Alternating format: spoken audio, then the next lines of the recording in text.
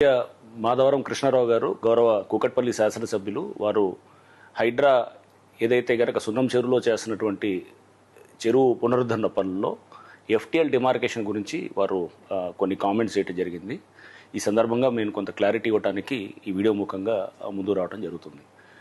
ఈ ఎఫ్టీఎల్ అనేది నిర్ధారణ చేయడం అనేది 2014లోనే అప్పుడు ఇరిగేషన్ వాళ్ళు సర్వే చేసి వెబ్సైట్లో అంటే పబ్లిక్ డొమైన్లో పెట్టడం జరిగిందనమాట.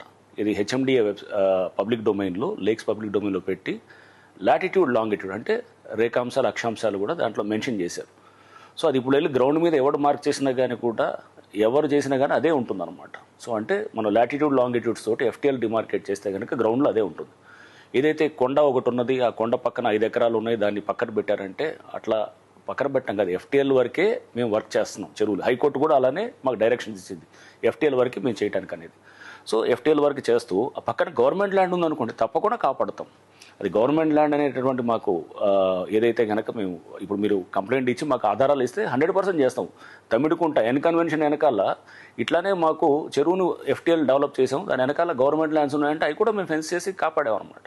సో అంటే అది హైడ్రా ఇప్పటికీ కొన్ని 650 ఎకరాల పైన ఏది ల్యాండ్ని ఇప్పుడు మనం ఫెన్సింగ్ చేసి కాపాడటం కూడా జరిగిందనమాట.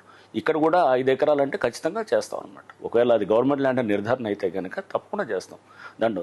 అండ్ ఆ కొండ అనేది అసలు మీరు చూస్తే కనుక చూడండి అది ఎఫ్టీఎల్లో వస్తుందనేసి ఇక్కడ ఇది క్లియర్గా కనబడుతుంది మ్యాప్. ఇది ఈ గూగుల్ మ్యాప్. ఈ గూగుల్ మ్యాప్లో మీరు చూస్తే దిస్ ఈజ్ ద లేక్. ఇది 2014లో నోటిఫై చేసినటువంటి లేక్. ఇది అంటే ప్రేమ ఈ కొండ ఇటు పక్కన ఉంది, ఇదంతా కొండ. ఇది ఎఫ్టీఎల్ బౌండరీ ఇది ఇక్కడ వస్తుంది అనమాట.